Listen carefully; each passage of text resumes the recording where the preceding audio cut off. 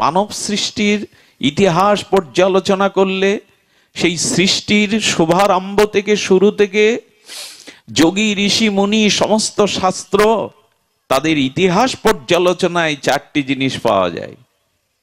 মানব সৃষ্টির প্রাগ ঐতিহাসিক সময় থেকে সমস্ত যোগী ঋষি বরেণ্য সাধক মনীন্দ্র যোগীন্দ্র জ্ঞান যোগ কর্মের দ্বারা তারা চারটি জিনিস জানিয়েছেন। এই চারটি হলো পুরুষার্থ, ধর্ম, অর্থ, কাম, মোক্ষ। খুব খুব গভীর একটি বিশ্লেষণ, এটি জানতে হবে, একটু অনুধাবন করতে হবে। চৈতন্য পূর্বে, প্রাক চৈতন্য যুগে অর্থাৎ চৈতন্য মহাপ্রভুর শুভ আবির্ভাবের পূর্বে পৃথিবীর মানব ইতিহাসে সমস্ত সৃষ্টির শুরু থেকে এ পর্যন্ত যদি প্রাক চৈতন্য যুগ পর্যন্ত যদি বিচার করা যায়, তাহলে সমস্ত যোগী ঋষি মুনি শাস্ত্রকারগণ আমাদের পুরুষার্থ কথা পরিচয় দিয়েছিলেন চারটি: ধর্ম, অর্থ, কাম আর মোক্ষ। এই মহাপ্রভুর আসবার আগে কোন যোগী ঋষি মুনি ধ্যানের দ্বারা, কর্মের দ্বারা, যোগের দ্বারা তারা এই সংবাদ দিয়েছিলেন, কিন্তু মহাপ্রভু এসে দিলেন অভিনব নূতন সংবাদ। সে সংবাদ বড় বিরল সংবাদ। মহাপ্রভু বললেন এই চারটেই কপটতা, এইটা থাকলে তুমি পরম প্রাপ্তি থেকে বঞ্চিত হবে। এত বড় কথা কেউ বলেনি। মোক্ষটাকেও বলছেন কপটতা। ভাগবতের প্রথমেই সুখদেব গোস্বামী বলছেন ধর্মপজ্জিত কৈতব অত্র পরাং নির্মাত সারানাং শতাং। এই বড় মহা শব্দ। বলেন ধর্ম, অর্থ, কাম, মোক্ষ, এই চতুর্বর্গের ফলে যাদের ভজন সাধন এরা কপট, এরা বিশুদ্ধ ভক্তি ব্রজ ভক্তি পাবেই না। তার মধ্যে মোক্ষ বাঞ্ছা কৈতব প্রধান। আচ্ছা, মুক্তিটা কি, মোক্ষটা কি? জীবের সর্বশেষ যোগী ঋষি যোগ ধ্যানের দ্বারা কি চাইতো? মুক্তি, মোক্ষ। মোক্ষটা কি? জন্ম মৃত্যু জরা ব্যাধির একটা স্থায়ী সমাধান। ভালো করে শুনুন, ধ্যান দিন শব্দের দিকে। জন্ম মৃত্যু জরা ব্যাধির থেকে একটা স্থায়ী সুখ, স্থায়ী সমাধান। মানে আর জন্মও হবে না, মৃত্যুও হবে না, জরা ব্যাধি হবে না। মোক্ষ, মুক্তি পাওয়া মানে ব্রহ্মের সাথে লীন হয়ে যাওয়া, সাযুজ্য মুক্তি। সেই ব্রহ্মের সাথে লীন হলে আমি ব্রহ্মস্বরূপ হয়ে গেলাম। তাতে আর জন্ম নেই, মৃত্যু নেই, জরা নেই, ব্যাধি নেই, কর্ম। এটা স্থায়ী সুখ। সুখটা কার হলো? আমার। আমার আর জন্ম থাকলো না, মৃত্যু থাকলো না, কর্মের প্রবাহ থাকলো না, জরা ব্যাধির স্থায়ী বন্দোবস্ত। এটি কৃষ্ণ সুখের কিছু নেই, ভগবত সুখের কিছু নেই, এটা নিজ সুখের ব্যবস্থা। দেখুন, পুনঃ পুনঃ জন্ম হলেও কোনো না কোনো জন্মে কোনো সদ্গুরু সৎ মহাতের কৃপায় আমি ভগবত ভজন পাবো। কিন্তু জীব যদি একবার মুক্তি পেয়ে যায়, মোক্ষ পেয়ে যায়, আর গোবিন্দের ভজন হবে না, আর ভগবত ভজন হবে না। এই জন্য বৈষ্ণবরা নরক বাঞ্ছা করে, তবে মুক্তি চায় না। তার মধ্যে মোক্ষ বাঞ্ছা কৈতব প্রধান। এটা আর কোন শাস্ত্র জানায়নি চৈতন্য যুগের আগে। মহাপ্রভু যা দিতে এসেছেন আমরা বুঝতে পারিনি। আমরা চৈতন্য দেবকে বুঝতে পারিনি। ব্রহ্মারও দুর্লভ। যে রস আনন্দ সিন্ধু ব্রহ্মা না পায় এক বিন্দু। ব্রহ্মা যা পায়নি তাই দিতে এলেন মহাপ্রভু। যে রস ব্রহ্মা পায়নি, জানতই না। যোগী ঋষি মুনি ধ্যানী যোগী কর্মী জানতই না সেই পঞ্চম পুরুষত্ব প্রেম মহাধন। মহাপ্রভু এই পঞ্চম পুরুষত্ব দিতে এসেছিলেন, এটা জানতই না তারা। এটা চৈতন্যের অনবদ্য অবদান। পঞ্চম পুরুষত্ব প্রেম মহাধন। কৃষ্ণের মাধুর্য রস করায় আস্বাদন। কৃষ্ণের মাধুর্য রস, রাধারানীর ব্রজ প্রেমময় সিঙ্গার রস আস্বাদন করতে গেলে ধর্মত্ব কামের মোক্ষে পাওয়া ওইটা পঞ্চম পুরুষত্ব প্রেম চাই। কৃষ্ণের মাধুর্য আস্বাদন করতে গেলে এই প্রেম ইতিপূর্বে প্রেমা হইতে কৃষ্ণ হয় নিজ ভক্ত বশ। কিসে বশ হয় কৃষ্ণ? প্রেমে। প্রেমা হইতে হয় কৃষ্ণ নিজ ভক্ত বশ। প্রেমা হইতে পাই কৃষ্ণ সেবা সুখ রস। ভগবানকে কি দিবেন? সৃষ্টি তো তার, অণু থেকে পরমাণু সব তো তার সৃষ্টি, তাকে কি দেবেন? গোবিন্দ বললেন, প্রেম নৈব উপচার মাত্র বন্ধকৃত। আমার সামনে যত উপচার দাও আমি কোনো কিছুই গ্রহণ করি না, তোমার হৃদয়ের বিশুদ্ধ কেবলা নিষ্কাম প্রেমটাই আমি গ্রহণ করি। ভগবান আর কিছু গ্রহণ করেন না। এই পঞ্চম পুরুষত্ব প্রেম যে মহাধন, এটা মহাপ্রভুর অবদান। ধর্মত্ব কাম্যক্ষ এগুলো কপট, ধর্ম পর্জিত কই তব অত্র পরাং নির্মাত সারানাং শতাং। আরে বাবা, ভাগবতের প্রথমেই বলেছেন এই চারটি পুরুষত্ব ত্যাগ করে এক বিশুদ্ধ কেবলা নিষ্কামা অহৈতুকী কৃষ্ণ প্রেম, রাধা প্রেম হলো, এটাই জীবের অনবদ্য প্রাপ্তি, এটাই প্রাপ্তি।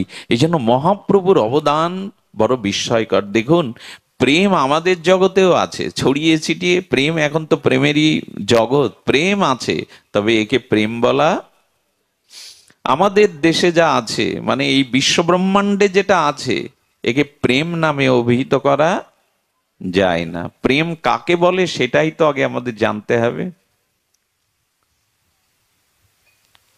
আমাদের জগতে ভালোবাসাটারও অভাব।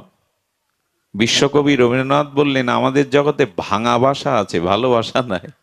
সব বাসাই ভেঙে যায়। থাকে কি স্ত্রী পুত্র, স্বামী স্ত্রী পিতামাতা, এই বাসা থাকে তো চিরকাল। কবিগুরু বললেন এটা ভাঙা বাসা, একে ভালোবাসাও বলা যায় না। আর সাধক কবি রামপ্রসাদ তো গেয়ে গেলেন, পৃথিবীর কেউ ভালো তো, এই লাইন কেটে দিন তো কলম দিয়ে, পৃথিবীর কেউ ভালো তো বাসে না, এই পৃথিবী ভালোবাসিতে পরম মার্মিক কথা বলেছেন। এই জগতের যে ভালোবাসা আমরা দেখি যাতে মোহগ্রস্ত হয়ে গেছে, এগুলো কিরকম জানেন? এগুলো হলো আত্মসুখ বাসনা। নিজের সুখের জন্য ভালোবাসার অভিনয় করি। আপনাকে আমার প্রয়োজন কেন? আপনার কাছ থেকে আমি সুখ চাই, আমি সুখ চাই বিধায় ভালোবাসার অভিনয় করি আপনার সাথে। যেদিন আর সুখ দিতে পারবো না, সেদিন আর এই ভালোবাসা টিকবে না। এই জন্য প্রেম এই জগতে নাই। প্রেম আছে ব্রজে, প্রেম আছে রাধারানীর চরণে। ওইখানে পৌঁছাতে গেলে আমাদের সখীর আনুগত্য চাই। আমরা তো গাইবো, এই নিবেদন ধরো সখীর অনুগত করো। সখী ছাড়া, সখী বিনা এই লীলার পুষ্টি নাই হয়। সখী রস, সখী লীলা আস্বাদিয়া, সখী এই রসের পুষ্টিতা দান করেন। সখী বিনা এই লীলার পুষ্টি নাই। সখীর অনুগত হতে হবে। এইগুলো কি, এগুলো কি জীবনে আর আমরা জানতে চেষ্টা করি তো? তুলসী বন্দনায় গাইছি, হ্যাঁ, এই নিবেদন ধরো সখীর অনুগা করো। সখীর আনুগত্যে ছাড়া ওই নিকুঞ্জ মন্দিরের যুগলের দুয়ারে পৌঁছানো যাবে না। এই সখী ভাবাপন্ন চাই। ওইখানে পুরুষের কোনো অধিকার, নিকুঞ্জ মন্দিরে, রাধা মাধবের নিকুঞ্জ মন্দিরে কোনো পুরুষের অধিকার নাই। বলে নারীর আছে, বললো না, এই নারীরও নাই। অপ্রাকৃত রাধা, অপ্রাকৃত দাসিত্ব চাই, মঞ্জুরি ভাব চাই। এটা নারীও না, এই কথা বললে তো মায়েরা বলবেন হ্যাঁ আমরা তাহলে পেয়ে গেছি, কিন্তু না, এই নারী এই পুরুষ নয়। ওখানে সখীর আনুগত্য, মঞ্জুরি ভাব চাই। এই মঞ্জুরি ভাব হলো রাগানুগ। আজকে মহাপ্রভুর প্রায় 550 বছর কিছু আরো হয়ে গেছে। তারপরে আজ যোগ ধ্যান, কৃষ্ণের উপাসনা, নাম সংকীর্তন হচ্ছে বটে, কিন্তু এই যুগল উপাসনার ভাবটা ধীরে ধীরে ধীরে ধীরে হারিয়ে যাচ্ছে। এটার 100 বছর পরে এই সন্ধান আমরা জানবো কিনা জানি না, কিন্তু এই সন্ধান যারা জীবনে একবার জেনেছে, এর সামান্য স্পর্শ যারা পেয়েছে, তারা ধন্য। এই আনন্দ ব্রজের সখী আনুগত্য, যুগল উন্নত রসের ভজনের, বৃন্দাবনের এক কোণাতে যে প্রেম আছে, এটা সারা বৈকুণ্ঠেও তা নাই। বৈকুণ্ঠেও এই প্রেম নাই। বৃন্দাবনের এক কোণে যে মাধুর্য আছে, বৈকুণ্ঠেও নাই, কিন্তু তার থেকে আমরা দূরে সরে যাচ্ছি। আজকাল আমাদের আমাদের যা কিছু জানা বোঝা কেন একটা হয়ে গেছে সামাজিক বিষয়।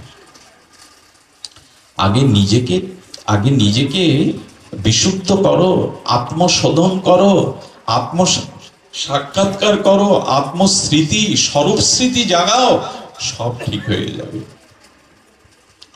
চর্মরোগ হলে উপরে মলম লাগিয়ে কি করবে? সব বলে পোশাক ভালো করো, এই করো, তাই করো, আর কি হবে যদি আত্মশোধন না হয়? ওপরে চর্মরোগের ওষুধ লাগালে কি হবে? ভেতরে সারবে? রক্তে না সারলে? আগে আত্ম সাক্ষাৎকার চাই, আত্মস্মৃতি চাই, নিজের স্বরূপ পরিচয়, তারপরে সব ঠিক হয়ে আসবে।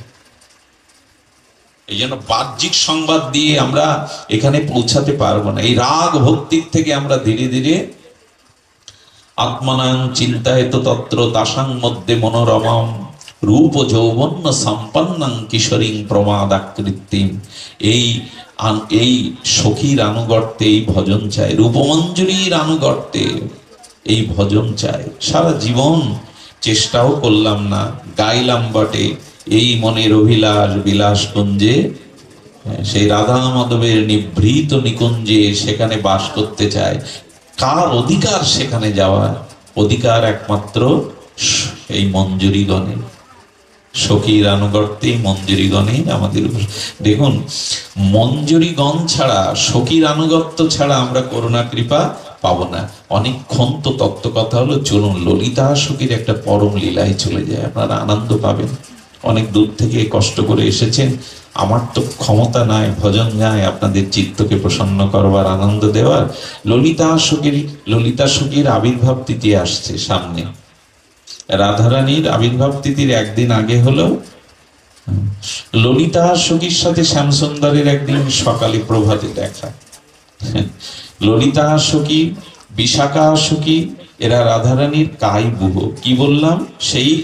সেই রসবৈশ্য আনন্দ রস সখী রূপে, ব্রজ রূপে, রাধাকৃষ্ণ রূপে, ব্রজে, সেই চার রূপে, এই চার রূপে এসেছে। এই জন্য সখী হলো রাধারানীর কাই বুহ, অর্থাৎ রাধারানী একা গোবিন্দকে সেবা করে আনন্দ পাচ্ছে না, তাই নিজের মহাভাব থেকে এই সখীগণকে সৃষ্টি করেছে। আচ্ছা, আপনি পালাতে চাচ্ছেন, আর আমি সামনে একা দুহাত প্রসারিত করে আপনাকে আটকাতে চেষ্টা করছি। এই দিকে না এসে তো আপনি ওই দিকে পালাবেন নাকি? সামনে দাঁড়ালে আমি আটকাতে পারবো তো? যদি চারিদিকে আমরা হাতে হাত দিয়ে বেষ্টন করে মাঝখানে আপনাকে রাখতাম, তাহলে আপনি পালাতে পারতেন না।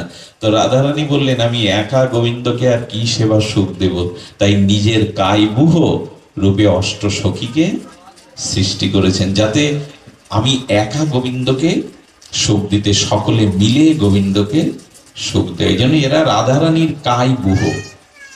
তো ললিতা শ্যামসুন্দরকে বলছেন, শ্যাম, তুমি বড় চাতুরিয়ালি করে আমাদের রাধারানীর মন্দিরে আসো, বর্ষনাতে তুমি আসো। আচ্ছা, তুমি নারী রূপ ধরে এসো বিদায় আমরা তোমাকে বুঝতে বা ধরতে। গোবিন্দ প্রতিদিন বর্ষনাতে যান, কি রূপে যান? ওখানে তো রাধারানীর বর্ষনার, রাধারানী যেখানে থাকেন ওখানে তো পুরুষের অধিকার নাই।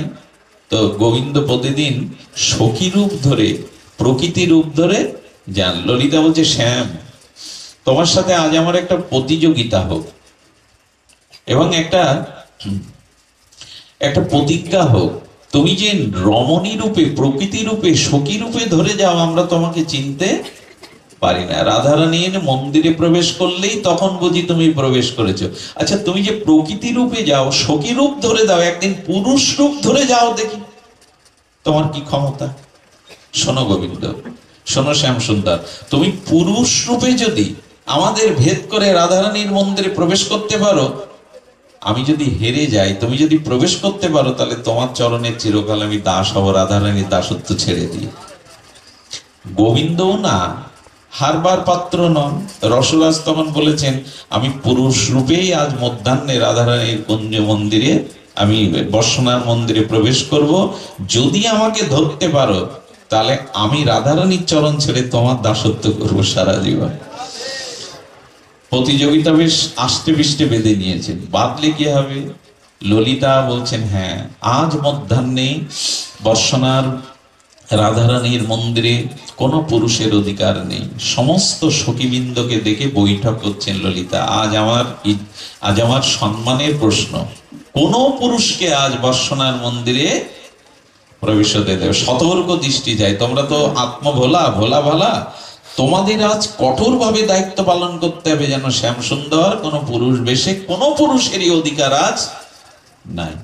এদিকে শ্যাম সুন্দর বাল গোপাল তার সখদের নিয়ে বসেছেন। গোবিন্দ বড় চিন্তিত, তাই তো সখী রূপে প্রকৃতি রূপে যাই কুঞ্জ মন্দিরে, আস্ত প্রতিজ্ঞাই করলাম বড় মুখ করে, তবে প্রবেশ করব কি করে? কত সখী রাধারানীর, হ্যাঁ, 3-4টে স্তর পার হয়ে যেতে হয়, সব দুয়ারে দুয়ারে সখীদের পাহারা। গোবিন্দ বিষণ্ণ বদনে বড় চিন্তামগ্ন হয়ে আছে, বিষণ্ণ বদন। মধুমঙ্গল সখা বলছেন, কানাই কানাই, তোর মুখটা মলিন হলে ভালো লাগে না রে, তোর মুখটা মলিন কেন, কি চিন্তা করছিস? পূর্বের ঘটনা বললেন। বললেন, কোনো বুদ্ধি দিতে পারিস? পুরুষ রূপে যাব, অথচ সখীরা আমাকে আটকাতে পারবে না। মধুমঙ্গল ব্রাহ্মণ তো নয়, তপস্বী। ও তখন চিন্তা করে বললেন, হ্যাঁ, একটা বুদ্ধি আমি দিতে পারি, এই বুদ্ধিতে তুমি জয়ী হতে পারবে। মধুমঙ্গলকে গলে জড়িয়ে ধরে বললেন, তাহলে বলো। মধুমঙ্গল, তোমার প্রতি আমার ভরসা আছে, তুমি বাক চাতুর্যে বুদ্ধিতে প্রখর, তোমার বুদ্ধি প্রখর দীপ্ত, তুমি বলো। বললেন, বুদ্ধি একটা আছে, তবে সাজাবো আমি নিজে হাতে। আজ তোমাকে জ্যোতিষী হয়ে যেতে হবে, আজ তোমাকে জ্যোতিষী হয়ে কুঞ্জ মন্দিরে কুঞ্জ মন্দিরে যেতে হবে, রাধারানীর বর্ষনার মন্দিরে যেতে হবে। তো সাজাচ্ছেন, বড় বড় পাকা চুল, এইখানে বড় পাগড়ি, পণ্ডিতদের যেমন পাগড়ি থাকে, মুখে দাড়ি, আর এমন। আচ্ছা, গোবিন্দ যখন যে রূপ সাজে, রাধারানীর কাছে যাওয়ার জন্য মালাকারী সেজেছেন, মালা বিক্রিনী, নাপিতিনীর বেশ ধরে। তো গোবিন্দ যখন যে বেশ ধরেন, তাকে ধরা ব্রহ্মার পক্ষেও সম্ভব নয়। হ্যাঁ, বকুল ডাগায় পুস্তক নিয়েছেন, পণ্ডিত, জ্যোতিষী পণ্ডিত, মুখে দাড়ি, পাগড়ি বাঁধা, কোকড়া চুলগুলো ঢেকে দিয়েছেন, গায়ে রংটাও ঢেকে দিয়েছেন, একটু বৃদ্ধ বৃদ্ধ অবস্থায়। মধুমঙ্গল তখন বলছেন, সখা, যে বেশ তোমাকে সাজিয়ে দিয়েছি, এই বেশে তোমাকে কেউ চিনতে পারবে না, তুমি জ্যোতিষী হয়ে ভাগ্য গণনার ছল করে যাও। গোবিন্দ নিজেকে দেখছেন, বাহ, আমি তো আমাকেই চিনতে পারছি না। হ্যাঁ, এক জ্যোতিষী পণ্ডিত জ্যোতিষীর রূপ ধরে গোবিন্দ হেলে দুলে চলেছেন। যাওয়ার পরে সংবাদটা তো চারিদিকে ছড়িয়ে দিতে হবে, যেই বর্ষনার মাটি স্পর্শ করেছে, বর্ষনার মাটি স্পর্শ করার সাথে সাথে তখন একজনকে দেখে বলছেন, এই শোনো, আমি পরম কাশী থেকে পরম বিদ্বান জ্যোতিষী, আমি না। আচ্ছা, জ্যোতিষীর রূপ কেন ধরালেন জানেন? ওখানে তো পুরুষ নাই, সব প্রকৃতি সখীরা।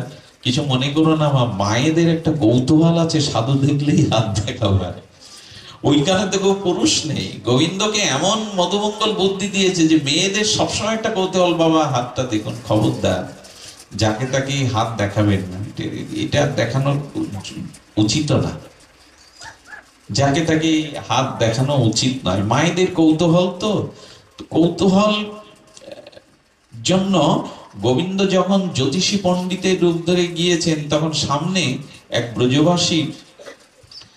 ব্রজবাসীকে দেখে বলছেন, তোমার নাম প্রভাবতী। চমকে উঠেছে জ্যোতিষী বাবা, আমার নাম জানলেন কি করে? বলে, নাম কি? বলে, বাবা হাত দেখলেন না, আমাকে দেখেই বললেন? বললেন, হ্যাঁ, তোমার গৃহ অমুক গ্রামে, তোমার নাম প্রভাবতী।